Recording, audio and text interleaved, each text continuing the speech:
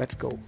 ഞാൻ ഇന്ന് പ്രസൻറ്റ് ചെയ്യുന്ന പുസ്തകം എൽ.പി. ധർമ്മജൻ്റെ രാത്രി 12-ന് ശേഷം. This is not a review. കാരണം ഒരു പുസ്തകമായാലും സിനിമ ആയാലും അതൊരാളുടെ ഒരു പേഴ്സണലാണ്, ഇഷ്ടങ്ങൾ പേഴ്സണലാണ് എന്ന് വിശ്വസിക്കുന്ന ഒരാളാണ് ഞാൻ.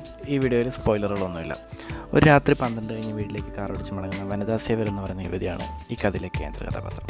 അപ്പോൾ മഴയും ഇടിമിന്നലൊക്കെ നിറഞ്ഞ രാത്രിയിൽ ആ യാത്രക്കിടയിൽ അവളുടെ കാർ അപ്രതീക്ഷിതമായ ഒരാൾ ഇടിച്ചു വീഴ്ത്തുന്നു. അവൾ അന്യനെ ആശുപത്രിയിലെത്തിക്കുന്നു. പക്ഷെ അവിടെ നിന്ന് ആ വ്യക്തി അപ്രതീക്ഷിതമായിട്ട് അപ്രത്യക്ഷനാണ്. ഇതിനോടൊപ്പം അവൾക്ക് തുടങ്ങിയാണ് ആ മനുഷ്യൻ്റെ സാന്നിധ്യം തന്നെ വിട്ടുപോയിട്ടില്ല. ഓക്കെ, അങ്ങനെ അവളും അച്ഛനും കൂടി ആ ഗൈനെ ഫോളോ ചെയ്യാൻ തുടങ്ങുന്നു. അവിടെ തന്നെയാണ് ആ സ്റ്റോറിയുടെ ഒരു റിയൽ ത്രെഡ് സ്റ്റാർട്ട് ആകുന്നത്. ഓക്കെ, റൈറ്റിംഗ് നാരേഷനും വേറെ ലെവലാണ്.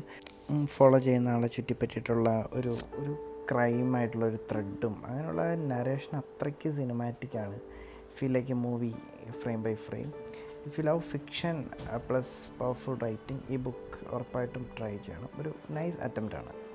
ഈ ബുക്കിൽ എനിക്ക് എടുത്തു പറയാൻ തോന്നിയ കാര്യം അതാണ്. ഓരോ ഫ്രെയിമിലും ഓരോ ഡയലോഗ്സിലും ആ എഴുത്തിൽ കാണിച്ചിരിക്കുന്ന ഒരു ശക്തിയുണ്ട്. അതെനിക്ക് പേഴ്സണലി വളരെയധികം ഇഷ്ടപ്പെട്ടു. ഗ്രേറ്റ്. ആ എഴുത്തിനെ അംഗീകരിക്കാതിരിക്കാൻ പറ്റത്തില്ല.